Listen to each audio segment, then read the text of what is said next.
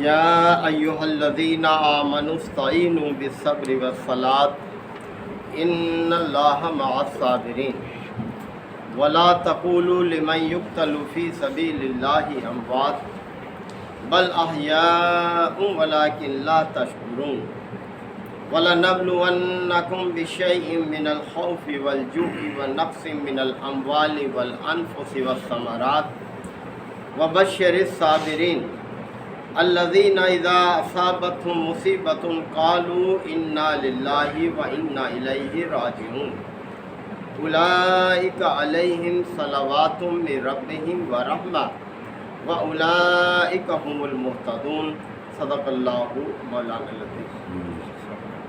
سورہ البقرہ کے یہ 19ویں رکوع کی ابتدائی آیات ہیں۔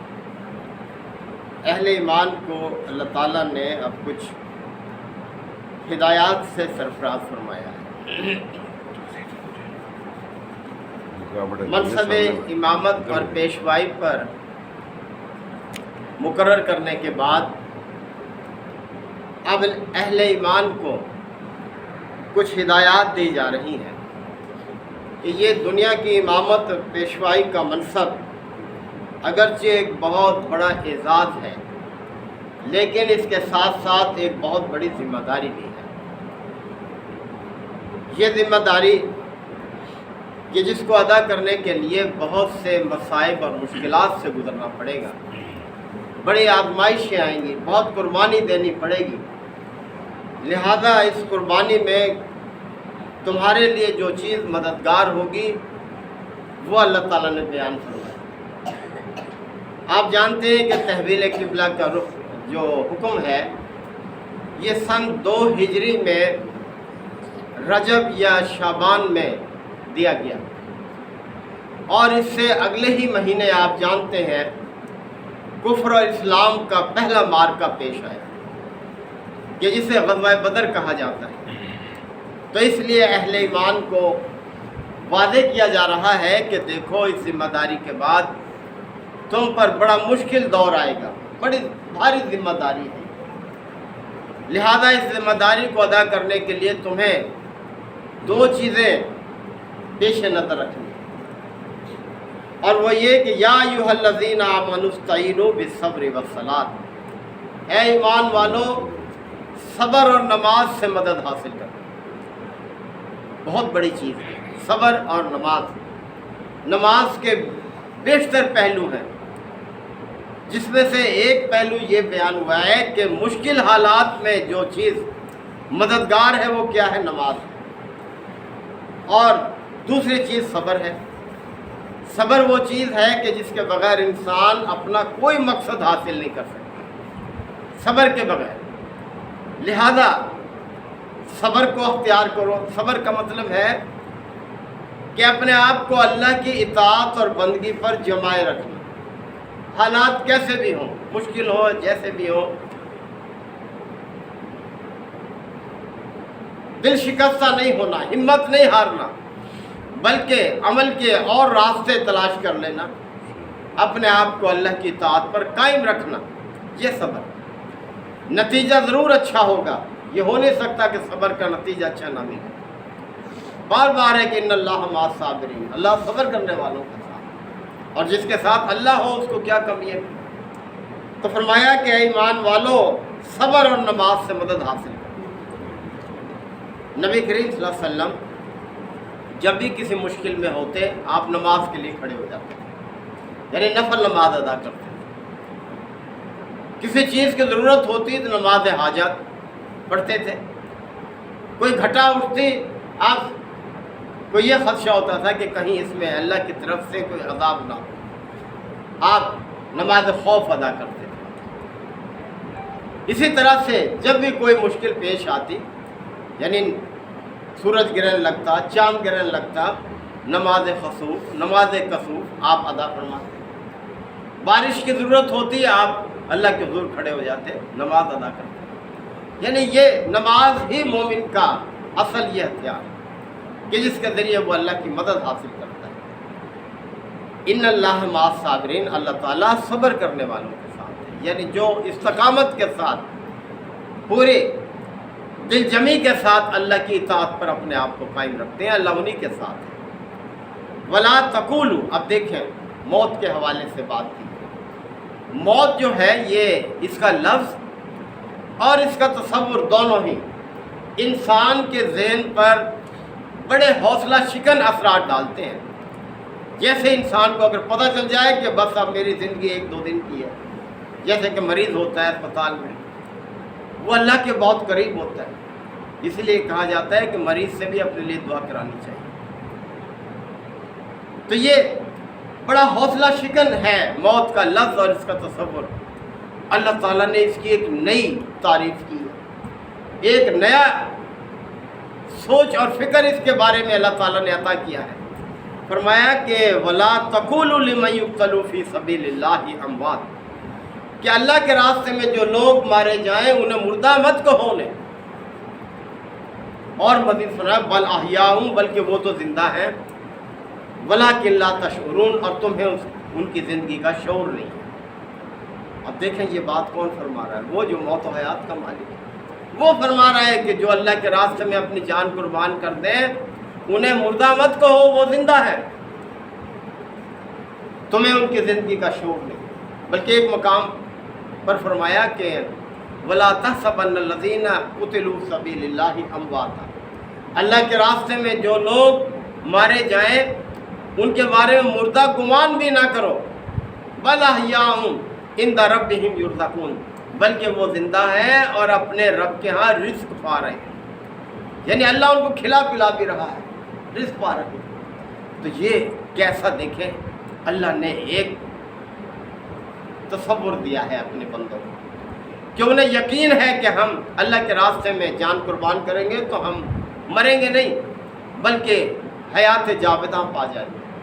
یہی وہ جذبہ ہے، یہی وہ یقین ہے جو مومن کو جان قربان کرنے کے لیے ہر وقت تیار رکھتا ہے جب بھی ضرورت پڑتی ہے، یعنی وہ زندگی پر جان قربان کرنے کو ترجیح دیتا ہے۔ اور تاریخ گواہ ہے اس چیز پر کہ کس طرح سے مومن جو ہے اپنی جان اللہ کے راستے میں قربان، وہ ہے نا ایک شعر میں کہ جان دی ہوئی اسی کی تھی، حق تو یہ ہے کہ حق ادا نہ ہو، یعنی اگر اللہ کے راستے میں جان قربان کر دی تو کوئی احسان نہیں کیا ہم نے، بلکہ جس نے یہ زندگی ہمیں دی تھی ہم نے اسی کے سپرد کر دی، امانت جس کی تھی اس کو سپرد کر دی، لہذا ہم نے کیا احسان کیا۔ وَلَنَبْلُوَنَّكُمْ، اور اے ایمان والو ہم ضرور تمہاری آزمائش کریں گے۔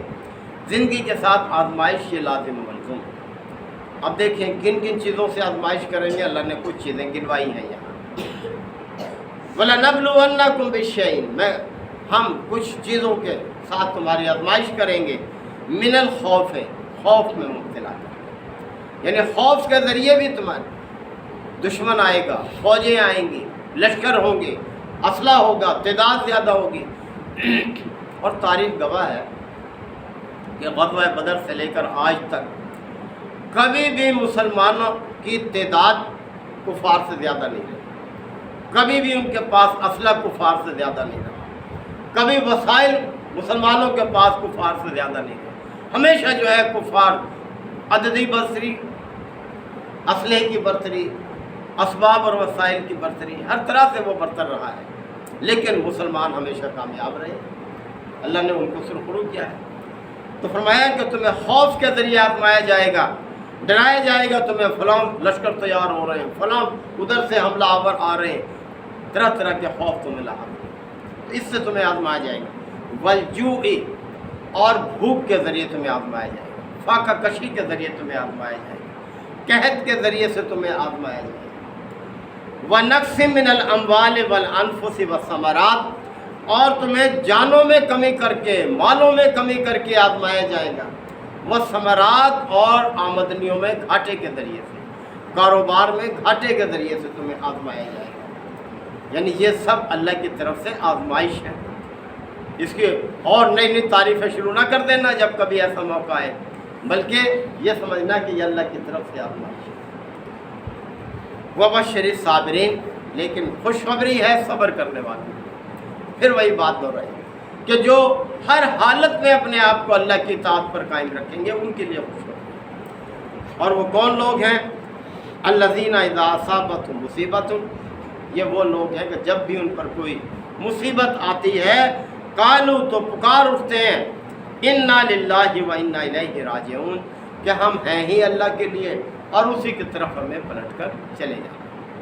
یہ آیت کا ٹکڑا اکثر ہم پڑھتے ہیں اس موقع پر جب کوئی فوت ہو جاتا ہے، لیکن اس کے علاوہ جب بھی کوئی نقصان ہو یہ پڑھنا چاہیے، یا کوئی مشکل وقت آ جائے، کوئی حادثہ پیش آ جائے تو یہ پڑھنا چاہیے کہ ہم ہیں ہی اللہ کے لیے اور بہرحال ہمیں پلٹ کر تو اللہ ہی کی طرف جانا ہے۔ یعنی کوئی شخص ایسا نہیں ہے جو اس دنیا میں ہمیشہ کے لیے آیا، جانا بہرحال ہے، تو لہذا اللہ کے راستے میں جان قربان کرنے کے لیے تیار رہنا چاہیے۔ اللہ کی امانت ہے، جان بھی اور مال بھی، سب اسی کا دیا۔ اب کیا انعام ہے ان کے لیے جو اللہ کے راستے میں اپنی جان قربان کریں گے یا مشکل کے وقت میں اپنے آپ کو صبر کے ساتھ اللہ کی اطاعت پر قائم رکھیں گے؟ فرمایا اولئک علیہم صلوات من ربہم، ایسے ہی لوگوں کے لیے ان کے رب کی طرف سے انعامات ہیں، ان کے رب کی طرف ورحمت، اور ان کے لیے رحمت ہے۔ اب یہ وعدہ کون کر رہا ہے؟ اللہ تعالیٰ کہ مشکل وقت میں، مشکل حالات میں اپنے آپ کو اللہ کی اطاعت پر صبر کے ساتھ جمائے رکھنا، لہٰذا تمہارے لیے اللہ کی طرف سے انعامات بھی ہوں گے اور اللہ کی رحمت بھی ہوگی۔ وَأُولَئِكَ هُمُ الْمُهْتَدُونَ، اور ایسے ہی لوگ حقیقت میں ہدایت پر ہیں جو کسی حالت میں بھی اللہ کی اطاعت اور بندگی کا دامن نہیں چھوڑتے، اپنے آپ کو صبر کے ساتھ جمائے رکھتے ہیں۔ یہی سبق ہم سب کے لیے ہے، اس لیے کہ اللہ نے تمام اہل ایمان کو خطاب کیا۔ اور آپ دیکھ لیں کہ غزوہ بدر کے بعد 80 سے زائد ہیں جنگیں جو آپ صلی اللہ علیہ وسلم نے ترتیب دی، 80 سے زائد۔ بعض میں آپ نے شرکت کی، خود یعنی خود سپہ سالار رہے، اور بعد میں اپنے کسی پیروکار کو جو ہے علم دے کر بھیج دیا، اس کو سپہ سالار بنا کر بھیج دیا۔ اور یہ جہاد جو ہے یہ کبھی ختم نہ ہونے والی چیز ہے۔ آپ صلی اللہ علیہ وسلم کے ارشاد وارد ہے الجہاد ماضٍ الی یوم القیامہ، جہاد قیامت تک جاری رہے گا، یعنی یہ حالات ہمیشہ آتے رہیں گے، لہذا کبھی اس سے اپنے آپ کو پیچھے نہ ہٹانا، آگے بڑھنا، اپنے آپ کو پیش کرنا۔ اور سب سے بڑا جہاد جو ہے وہ کیا ہے؟ آپ نے فرمایا افضل الجہاد کلمۃ حق عند سلطان جائر، کہ بہترین جہاد ظالم اور جابر بادشاہ کے سامنے کلمہ حق کہنا، کلمہ حق کہنے سے کبھی بھی گریز نہ کرنا۔ اللہ تعالی ہم سب کو آیات کو سمجھنے کی عمل کی توفیق عطا فرمائے۔ وآخر دعوانا الحمدللہ وکفی وسلام علی عبادہ الذین اصطفی۔ ربنا آتنا فی الدنیا حسنہ وفی الآخرۃ حسنہ وقنا عذاب النار وادخلنا الجنۃ مع الابرار یا عزیز یا غفار یا رب العالمین۔ ربنا ظلمنا انفسنا وان لم تغفر لنا وترحمنا لنكونن من الخاسرین۔ ربنا لا تؤاخذنا ان نسینا او اخطانا، ربنا لا تؤاخذنا ان نسینا او اخطانا، ربنا ولا تحمل علينا إصرا كما حملته على الذين من قبلنا، ربنا ولا تحملنا ما لا طاقة لنا به واعف عنا واغفر لنا وارحمنا أنت مولانا فانصرنا على القوم الكافرين یا رب اغفر وارحم أنت خير الراحمين۔ صلی اللہ تعالی علی خیر خلقہ محمد وآلہ وصحبہ اجمعین۔